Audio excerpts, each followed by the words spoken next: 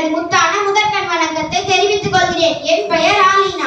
ஊராட்சி ஒன்றிய நடுநிலைப்பள்ளி வன்னியநல்லூரில் 6ஆம் வகுப்பு படித்து வருகிறேன். தன்னிகர் இல்லா பெருந்தலைவர், படிக்காத மேதை, கல்வி கந்திறந்தவர், தென்னாட்டு காந்தி என்றெல்லாம் போற்றப்படும் காமராஜர் அவர்களை பற்றி நான் இப்பொழுது பேச வந்துள்ளேன். நான் எடுத்துக்கொண்ட தலைப்பு கல்வி சுடரொளி. காமராஜர் தனது 5ஆம் வயதில் திண்ணை பள்ளியில் சேர்க்கப்பட்டார். தனது 6ஆம் வகுப்பிலேயே தந்தையும் தாத்தாவும் உடல்நலக் குறைவு காரணமாக உயிரிழந்ததால் குடும்ப வறுமை காரணமாக 6ஆம் வகுப்பில் தன்னுடைய பள்ளி படிப்பை துறந்தார். தனது பள்ளி படிப்பை தொடர முடியாத காமராஜர் கல்வி வளர்ச்சிக்காக செய்த தொண்டுகள் பல. உணவுக்காக வேலைக்கு அனுப்பப்பட்ட மாணவர்கள் எல்லாம் மதிய உணவு திட்டத்தால் மீண்டும் பள்ளிக்கு அனுப்பப்பட்டனர். மூடப்பட்ட நிலையில் இருந்த பள்ளிகள் எல்லாம் மீண்டும் திறக்கப்பட்டு மாணவ சேர்க்கை விகிதம் அதிகரிக்க தொடங்கியது. கல்வியில் பெரும் புரட்சி செய்த காமராஜர் நிதி பற்றாக்குறை காரணமாக ராஜாஜி காலத்தில் கூடிய 6000 பள்ளிகளை திறந்தார்.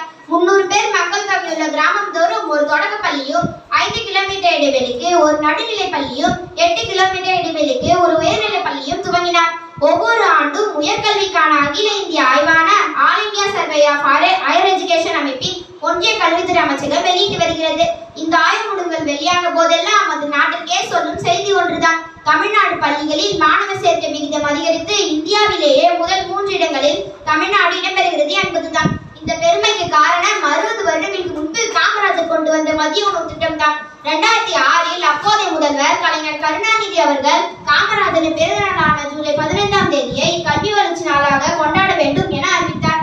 இத்தகைய மாமனிதனை எந்நாளும் போற்றி வணங்குவோம் என கூறி விடைபெறுகிறேன்.